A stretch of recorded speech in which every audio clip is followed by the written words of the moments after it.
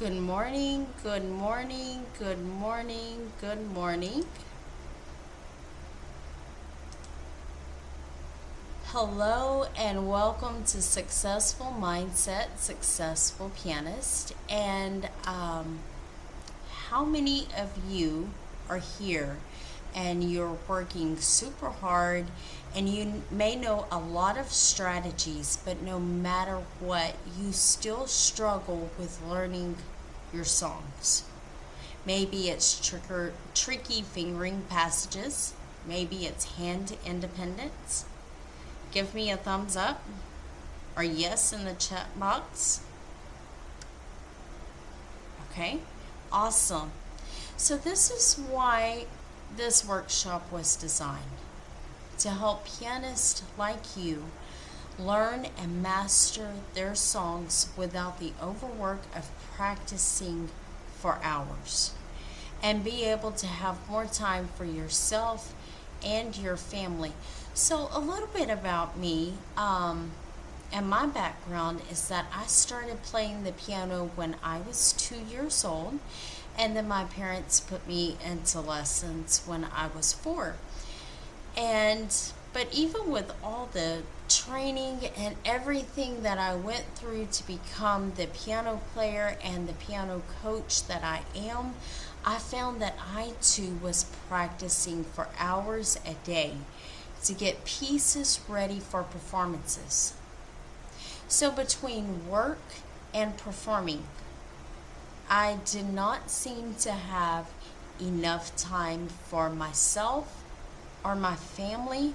And I saw other people that are music coaches who are performing, they're growing their business, and they still have time for themselves. They still have time for their families. And some of them could go on trips. Some of them could just knock off whenever. They could, celebrate their children's birthdays and not miss anything and still have this wonderful performing repertoire. Overall, they didn't spend all of their spare time practicing, and I wanted to know how I could do that also. So, working harder is not going to get the results that I wanted at the piano.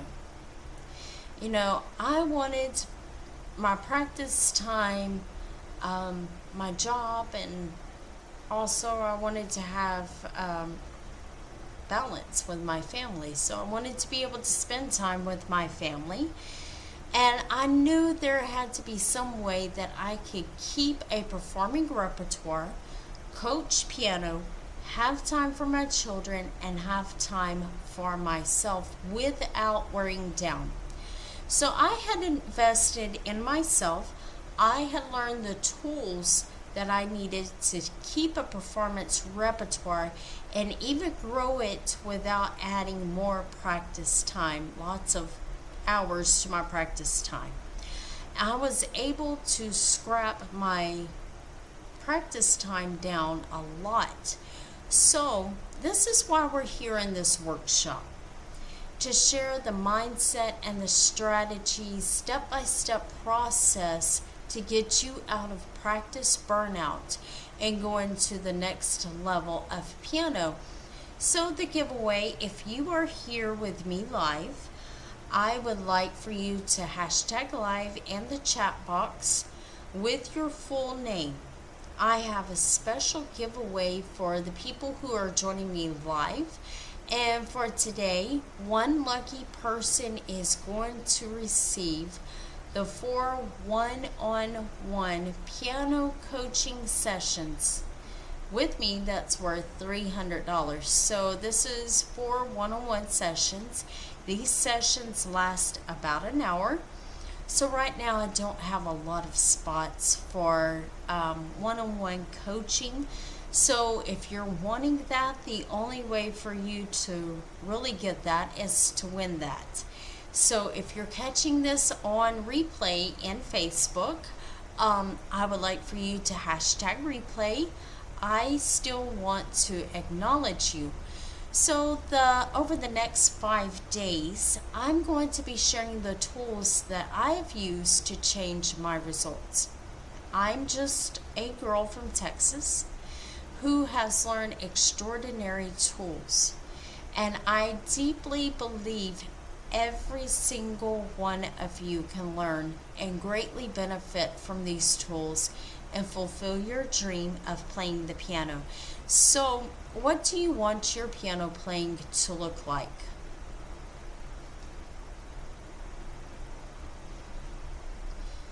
What do you want to perform at the piano?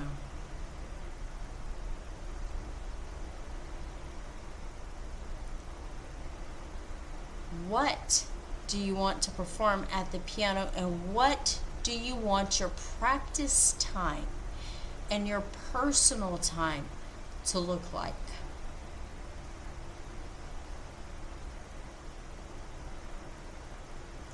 And one thing that I like to invite you to do to get the most out of this class is to decide that this class is your me time over the next 5 days. And I know that it's, we're getting up at 7 in the morning. It's a very early class. But over the next 5 days, I want you to commit that you're going to step away from doing the same things over and over and expecting a different result and learning what works. So I would love for you to be present, turn off distractions, give this time to yourself. Give this time to your goals, and I promise that you are going to be thrilled that you did. Also, for those of you who are advanced pianists already, I would like to welcome you, and I would like for you to keep an open mind that you're here and there may be blind spots, there may be strategies that you're missing. So I want you to open yourself up to new information, to come up with new ideas to becoming that performing pianist. So let's check in before we really get off on this session, and I'd like to check in on terms of your goals. What is your goal right now? What is it that you would love to be able to play? Or what is it that you'd love to be able to achieve when it comes to playing the piano? What is it that your heart wants? Type that into the chat box. And today we're going to be going over 2 topics, and I would just like to introduce both of those to you. Stacy says she wants to learn more popular songs. Jane, smooth jazz, classical, that's my favorite. Classical is my favorite. Play by ear better also, absolutely. Absolutely. So today, 2 principles that we're going to discuss is magnetic thoughts and how to create those piano goals that really, really, really excite you. And how many of you would love to genuinely feel motivated to going after your goals? Creating a goal that connects to your heart is a big deal. If your goal is just a good idea, you're not going to do what it takes to get there. You're not going to do what it takes to make it. So let's go through logistics so that you are creating results this week and not just gathering lots and lots and lots of information. So how many of you have been to a workshop before? I live about an hour and a half from Houston, and I would go to all of these workshops in Houston, right? Because my number one strength is I'm a learner. And that is my number one. So whenever it comes to workshops, whenever it comes to all of that, I would go. Business workshops, piano workshops, whatever kind of workshops, it did not matter. I would go to these workshops and I would gather information. So I was a chief offender of just going and grabbing information. And it didn't matter if it was business, if it was piano, whatever. I just gathered all this information, but I did not implement it. When I did implement it, it would seem like I was going nowhere. I knew all this information, I knew all these strategies, but I just kept hitting that ceiling, right? So I want to help you get wins during this workshop and to help you see results. So I would love to ask for you to participate fully. And what does this mean? This means that you should have received a workbook to go along with this training. It should have been emailed to you. So if you did not receive it, just put workbook in your email in the comment section in the chat box, and I will get that sent out to you.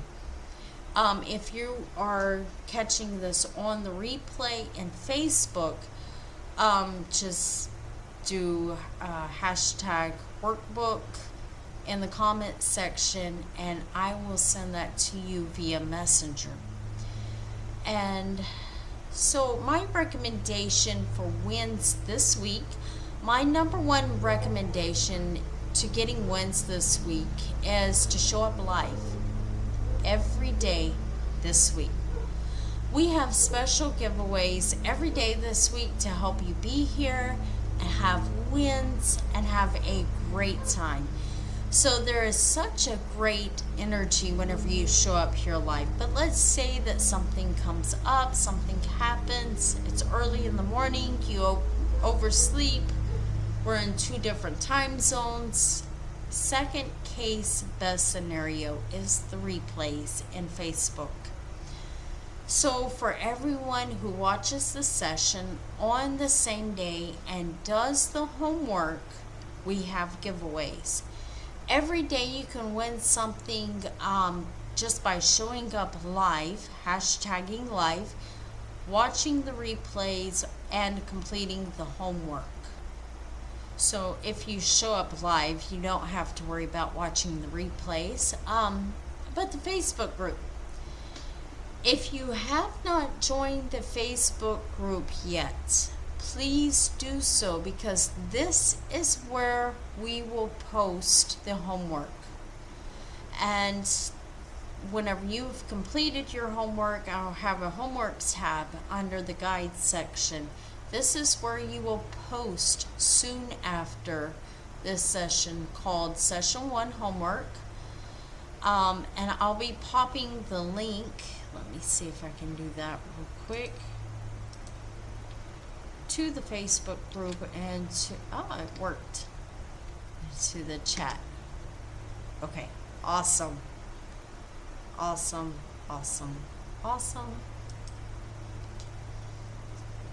Okay, so session 1 is found in guide 1, session 2 and guide 2, so forth and so on.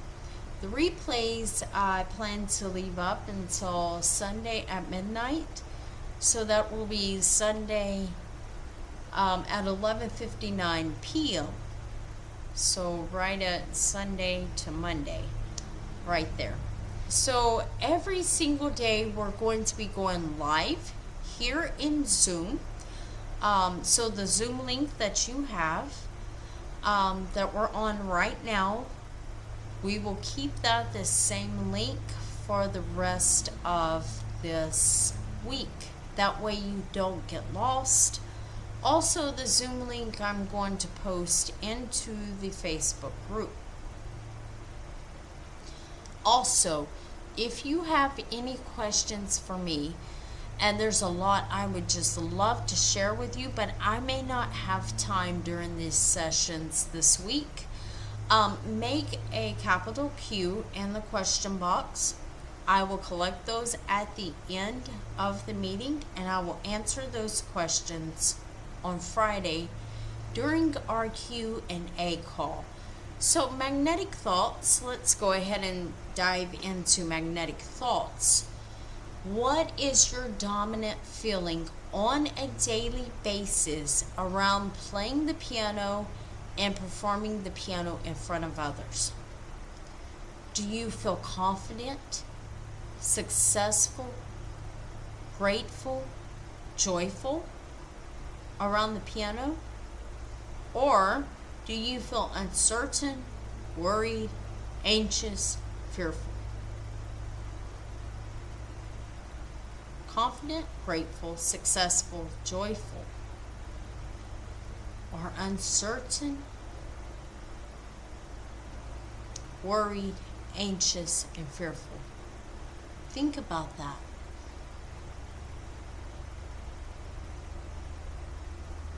James says that he is confident. Yes. Yes, yes. All the above. Stacy says, all the above. So why am I asking you what your dominant feelings are around playing the piano? The reason I ask you is because your dominant feeling around playing the piano does not tell you what you are capable of at the piano, but it tells you where your mind is programmed around the piano. If you're feeling confident, if you're feeling successful, if you're feeling grateful, if you're feeling joyful, your mind is programmed to attract piano playing ideas, magnetic thoughts. And what is that? Think of improv, for example. Think of composition. But if you're feeling worried, if you're feeling anxiety, if you're feeling fear, if you're feeling uneasiness, then your mind is programmed to repel creativity at the piano. This feeling has nothing to do with your capability, but it has everything to do with how your mindset is wired. We want to be aware of this feeling without judgment towards it. Okay, so I feel worried, I feel anxiety, I feel fearful. Let's look it in the eye for what it is. No judgment. Acknowledge it, and then change it to become magnetic. So our dominant thought around playing the piano is what we call our piano blueprint. It's our piano beliefs. And what in the world are piano beliefs? They are just deep-rooted opinions or beliefs about our ability to play the piano that are stuck in our subconscious mind. They get stuck and they just go over and over and over and over and over.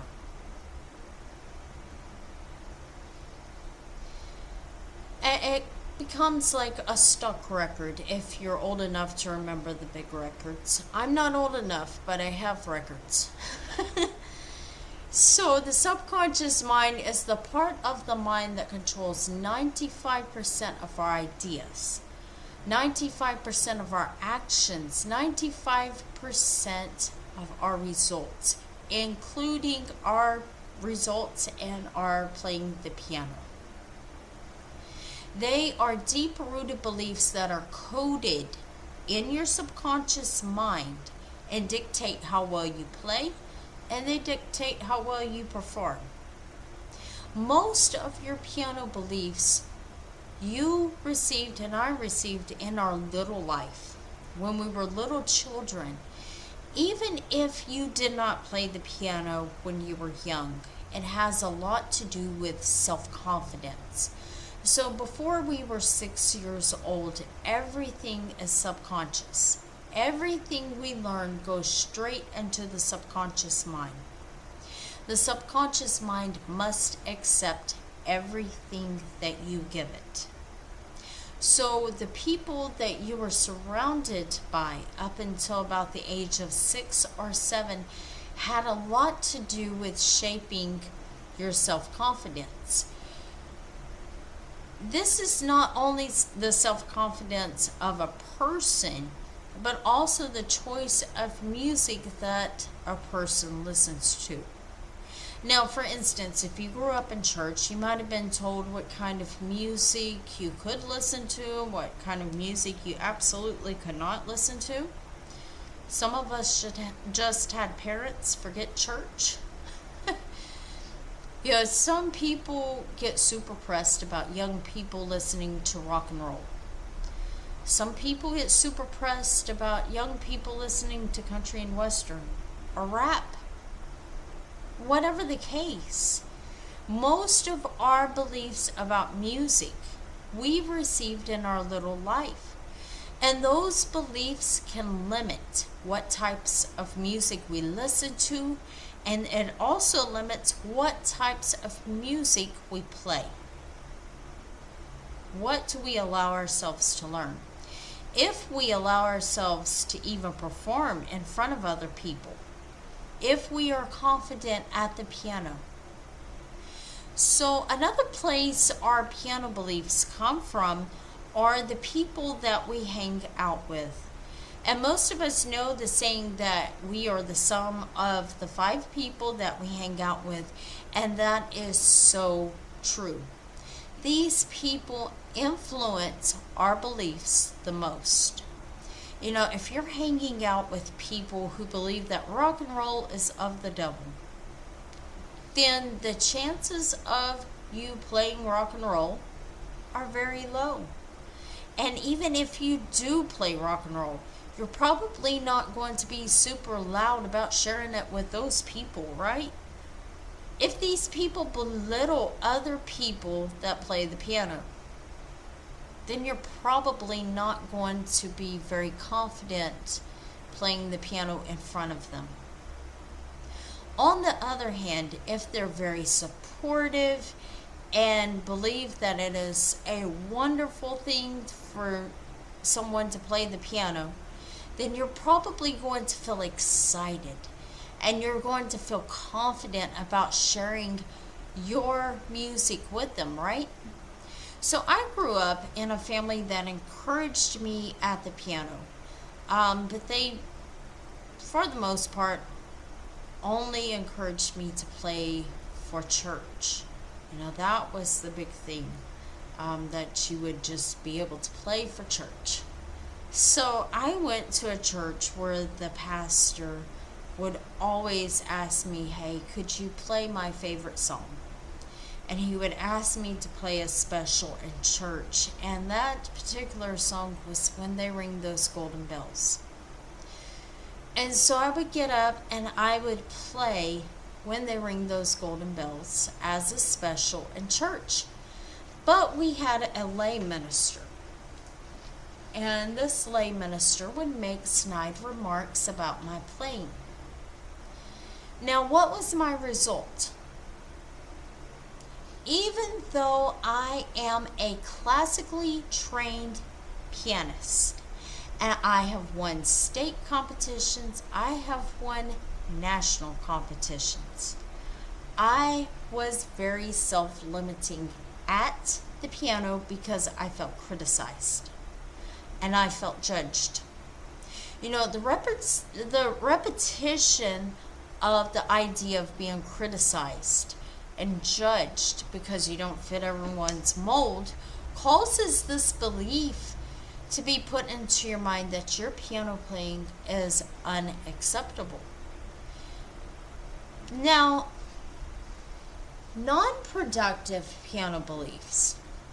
So I want you to put relate in the chat box if you can relate with any of these. And the non-productive piano beliefs. It takes years to learn the piano.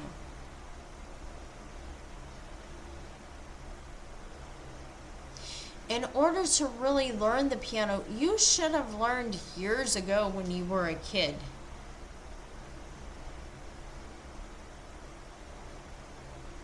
You're too old to learn the piano now. It's easier just to pick out the melodies and the chords. It's way too hard to learn to read music.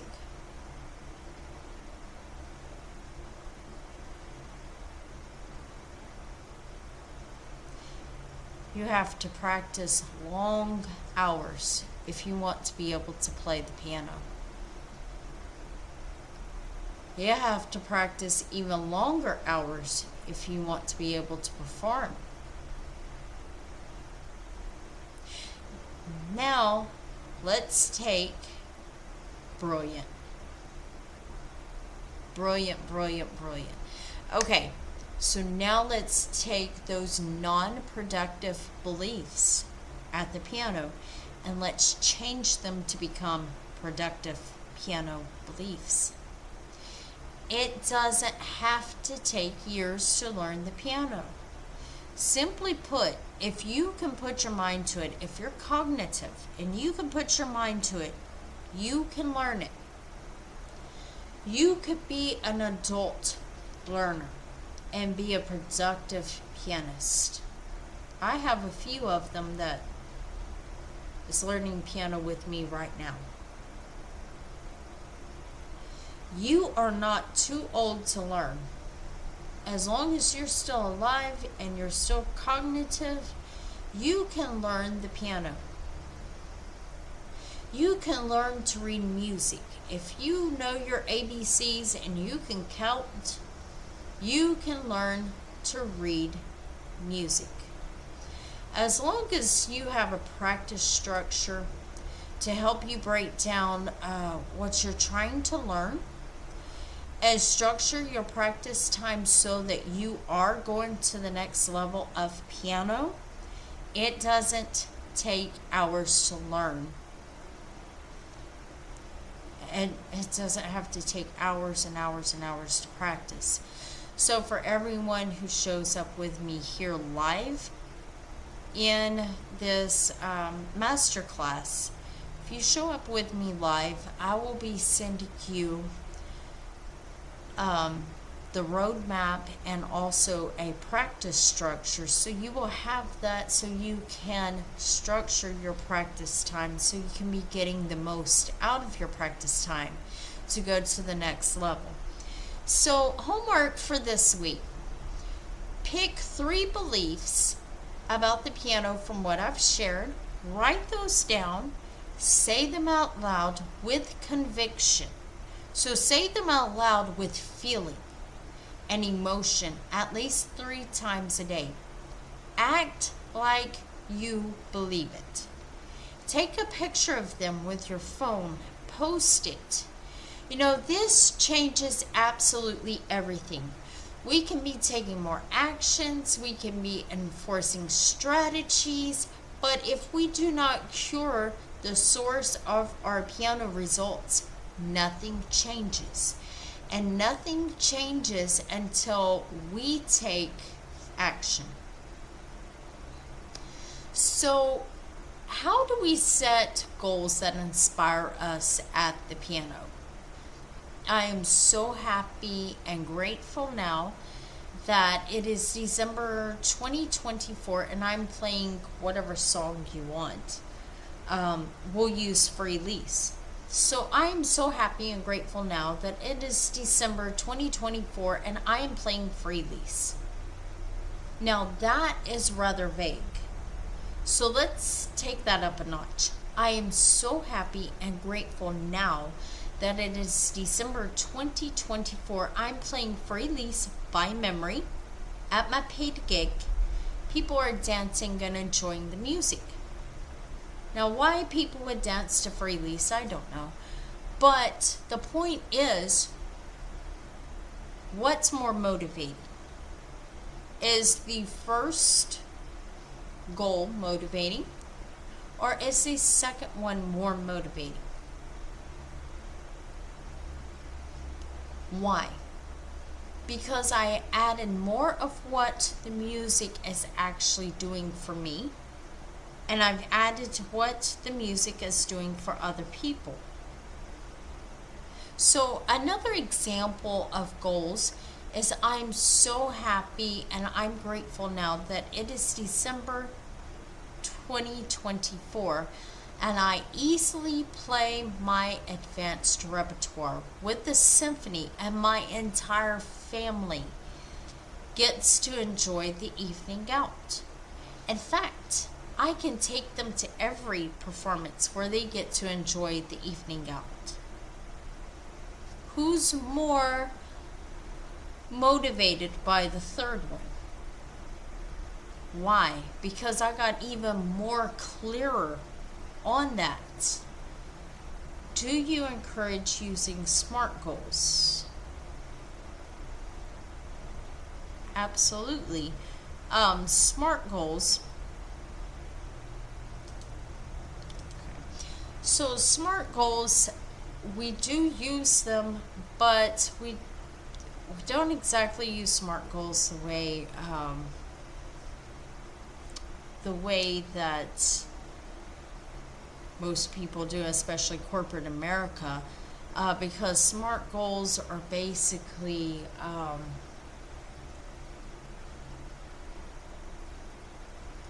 I can't think of the word that I'm trying to look for, but SMART goals are like, oh, this is totally doable. Now I'm going to go into, in just a few moments, I'm going to go into the different types of goals and how SMART goals would fit into that.